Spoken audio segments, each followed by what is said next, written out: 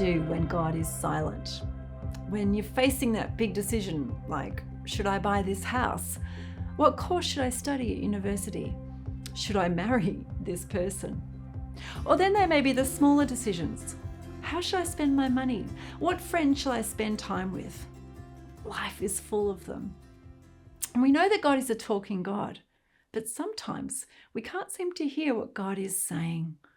So what's happening here? I'd like to suggest one possibility, and it's that God has spoken, but we haven't recognized it. This seems to be a problem in the ancient world as well. There's a reference in Job chapter 33 that says, "For God does speak, now one way or another, but we don't notice it." Which begs the question, of course, well, why don't we notice it? There's a story I'd love to share.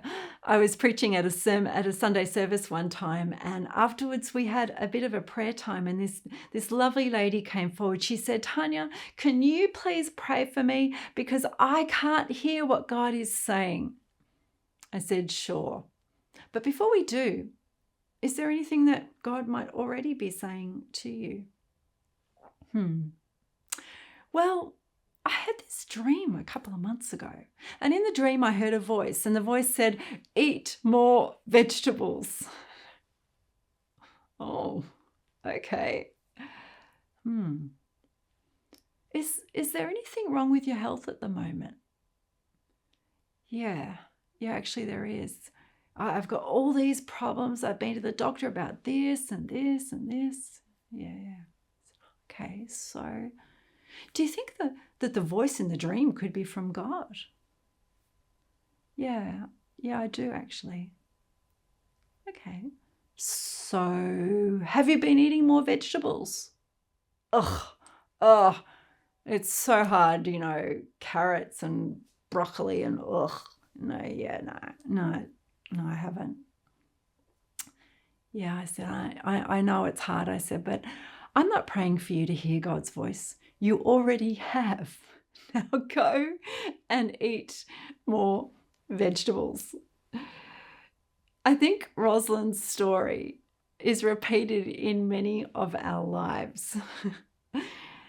The truth is, God may well be already speaking, but we haven't recognized it. And the reason why we haven't recognized it is because we don't quite like what God said. God might well be saying, eat more vegetables, when we want to hear, eat more steak. You see, God speaks as the continuing voice of Jesus. And Jesus said that I've come to give you life to the full. And God has an agenda in speaking to us. He has an agenda in being the God who speaks back. He sent his Spirit to remind us of everything that Jesus established. But he sent his Spirit to teach us the ways of God, to set us free, to make us more fully ourselves so that we can follow in his ways and continue his mission. And when we let God take the agenda, God's going to speak in ways that bring life. And sometimes it may feel like eating our vegetables. Sometimes it might feel like asking us to do things that we don't want to do. In fact, Jesus said that when you follow him, we have to take up our cross. And that means nailing our sin and our selfishness and greed, all the stuff, all the death-producing behaviors and attitudes that stop us from realizing the image of God in us. God speaks sometimes to call us to things that look like a death. But then we need to know that the other side of that is a resurrection. Other side of that is life.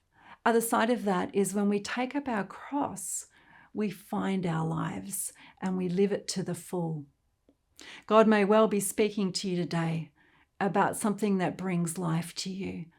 Can I encourage you to give God the agenda? Let him say whatever he needs to say, and then make a decision to follow.